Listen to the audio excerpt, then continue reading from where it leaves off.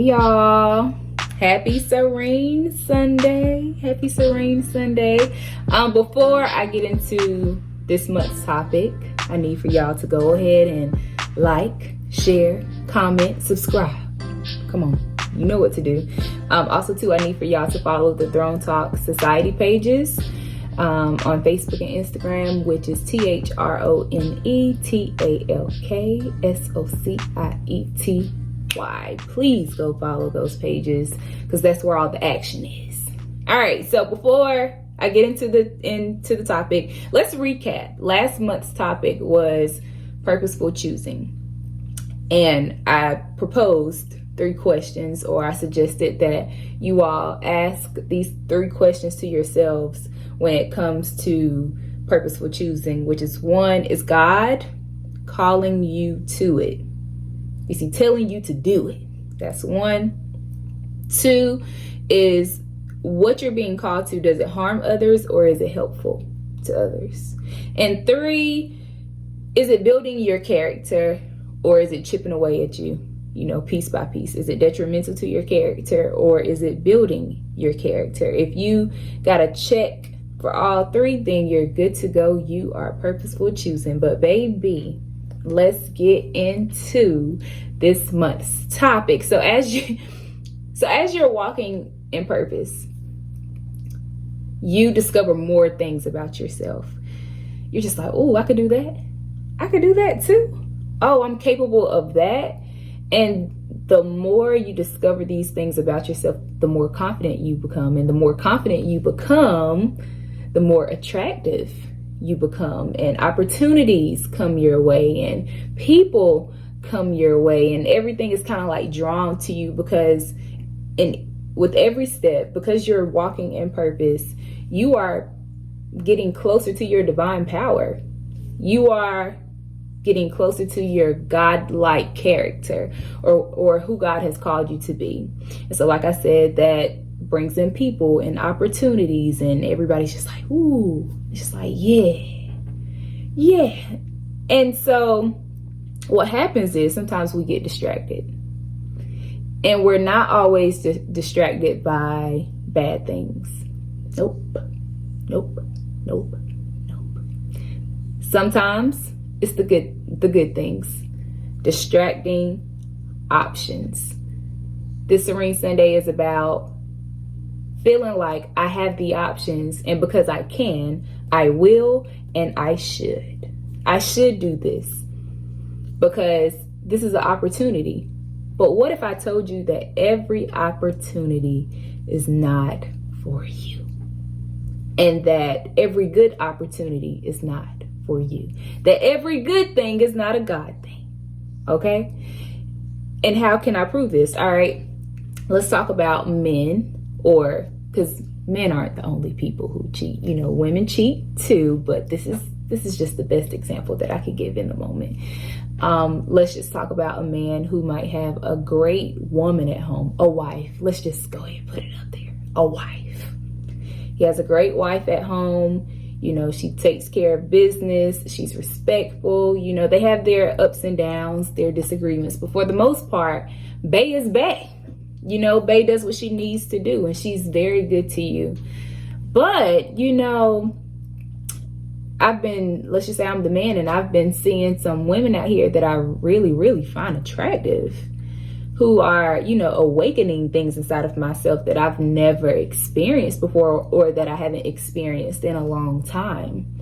So, out of flesh, out of curiosity, I decide that I want to, you get what I'm saying? I want to experience this woman in a whole new way, or I want to experience this woman sexually, and I do it, and it's amazing. I'm not a man, y'all know I'm not a man, but the sex is amazing, and this is a good thing. It's like, this is so good. It feels so good to me and her. We got a good thing going on, but like I said, every good thing is not a God thing. Sex is beautiful. We all can determine, can we all shake our heads and determine that sex is a good thing, that God created it to be a good thing. We thank God for sex, You know what I'm saying? I can't wait till I get there. But but we all can determine that he set it in place to be a good thing for us to reproduce and all this other stuff and make it pleasurable. But just because it's a good thing doesn't mean that it's a God thing, because you still have someone at home that this could possibly affect. Going back to the question of purposeful choosing, talking about the second question, is it helpful or harmful to others? So it might be helpful to you, but it's harmful to your wife at home. Yes, you're getting the pleasure out of it, but think about the commitment and the union that you have with this other individual at home. It's going to tear that apart.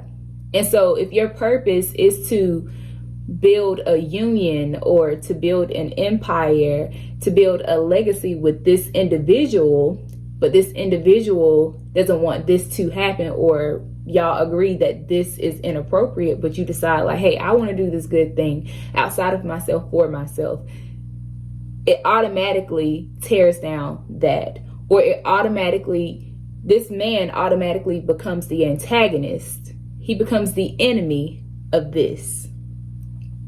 That makes sense. It's almost like a partnership or a business partnership. You know, we're partners in a business and we got a good thing going on, but then you over there with the ops, you know, doing whatever else. The ops who are actually, you know, plotting against our business, you decide that you want to do some affairs with them. And now it's like, wait a minute, this is detrimental to what we have going on. Why are you over there? Does that make sense? So every good thing is not a God thing. And so maybe I need to use another example, because I'm gonna use the example that I used on the podcast episode. So you're a 7-8-year-old, you're in second grade. And on the Purposeful Choosing episode of the podcast, Don't Talk Podcast, make sure y'all go listen. Make sure y'all go download Drone Talk Podcast, okay? On the Purposeful Choosing episode, I talked about how your calling and your purpose is totally different, but your callings make up your purpose.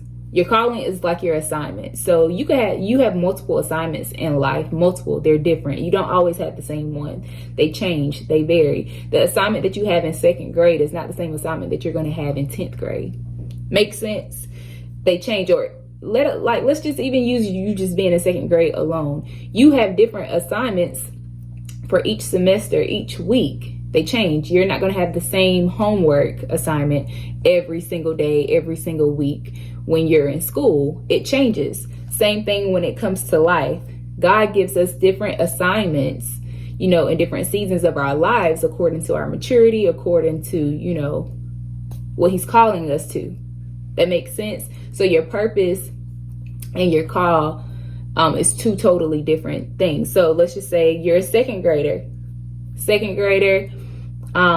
Your assignment, your call is to go home and do these addition problems. 2 + 2 is 4. 2 + 2 is 4, and all the other addition problems. That's your assignment. But you know, you see your mom, you see all these other big people, adults, you see them driving. You're just like, man, they're driving. You know, it's a good thing. It's such a good thing to drive. You know, it gets you to point A to point B. I want to drive because I got places to go as a 7-8-year-old.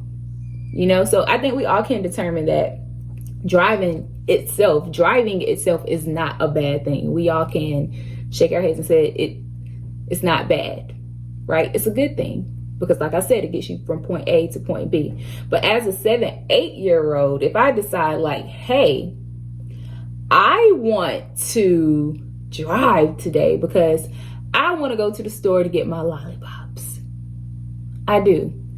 It automatically, even though driving is a good thing, it automatically becomes a bad thing. It automatically becomes a distracting option, because if I hop my 7-8-year-old tail in that car, not knowing what all comes with it, not knowing that I'm not mentally mature enough, or my body is not mature enough to handle this type of responsibility, then it'll easily distract me and deter me from what I'm supposed to be doing. I could get in that car as a 7 or 8-year-old and die, or get into an accident because, I've been seeing other people do it. I'm like, I know how to do it because I've seen other people do it. And that's another thing. Sometimes we feel as though, we can handle things. I can handle this because it's good. It's just like, it's good. It's not going to harm me. But sometimes the blessings become burdens. Let's be clear. It's a blessing for some people, but it's a burden to you because you don't have the spiritual core or backbone to sustain or carry this type of responsibility that comes with this blessing. So like I said, as a 7, 8-year-old, you get into the car and then boom, now you almost killed yourself. You ran into the house or something like that. And now your life is altered because you decided that you wanted to do something good, but it wasn't the good thing for you to do. Every good thing is not a God thing. Every good thing is not what God is calling you to. Does that make sense? Does that make sense? Like the distracting options. And I also talked about on the podcast, explaining what reveals when we are distracted by the options, what it reveals. It reveals anxiousness. It reveals lack of discipline, and it reveals lack of faith. It reveals anxiousness. It reveals lack of discipline. It reveals lack of faith. So God could call you to something, right? So I'm gonna use this as an example. Full-time entrepreneur. That's what I am right now. Okay. When I first got into it, or even I'm gonna just even say middle of last year, it just wasn't making sense for me. And honestly, it still didn't really start making sense until about October of 2022. Coming from a 9-to-5 job or a regular job that pays you regularly, you have a schedule, you have people to answer to, you have a curriculum, you have like all this accountability. And then you say, hey, I want to be a full-time entrepreneur, in my case, it wasn't me just wanting to be a full-time entrepreneur. It was more so of going back to God was calling me to it. I felt this pull and this tug, and it would not leave me alone. And so I got the multiple confirmations that I needed from it. And then I said, okay, I'm going to act on it. And so if God is calling you to something, he's going to see you through it. Let's be clear. He's going to see you through it. But however, this is how distracting options, or me surrendering to the distracting options, revealed my anxiousness. Because like I said, I was so used to being paid every 2 weeks or whatever. It was just like, man, the money is a little inconsistent when you're out here on your own trying to do your business thing. It's like, oh my God. And what caused the anxiety was bills is due today, not tomorrow. Let's be clear. And so it caused anxiety it caused anxiety in me when I was getting emails saying like, you're 45 days past due, or, I'm just thinking off the top of my head, or this bill is due so time, because these people don't care. They need their money for their service or whatever product you have. And so I'm just like, oh my God, I got to make money. And so a distracting option for me was going to get a job. And it wasn't a bad thing. It's not a bad thing to get a job. Honestly, let me just go ahead and put this in there. If you want to get a job while having your business, do that. If that's meant for you to do it. Do it. I'm just talking about me. Me. The distracting option for me was going to get a job.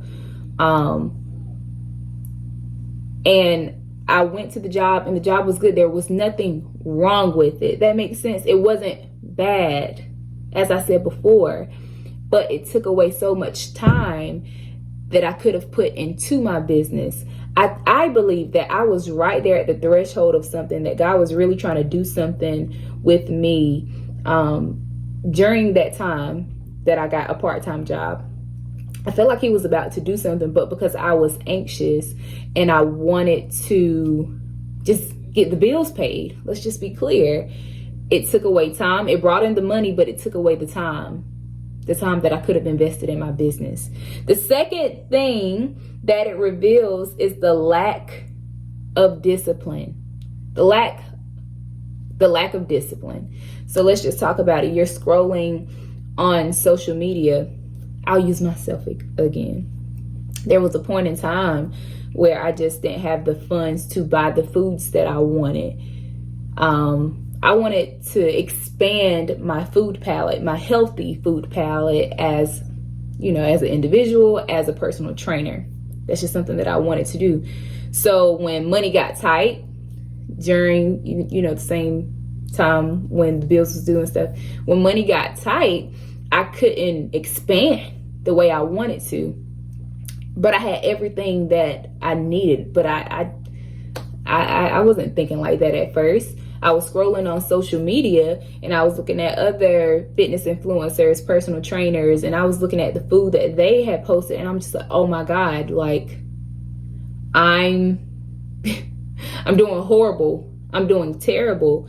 And so anytime I start speaking to myself like that, I automatically get discouraged. And anytime I get discouraged like that, then I automatically get off track, and my self-discipline, self-control goes out the window.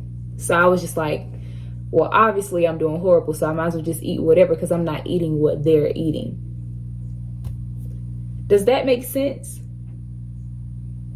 Distracting options, like just feeling like this is an option for me. Like they're doing this, so this is the option I should have. And it's just like, what about what you already have? You're just thinking about this. And it's just like, think about what you have. Use that to the best of your ability.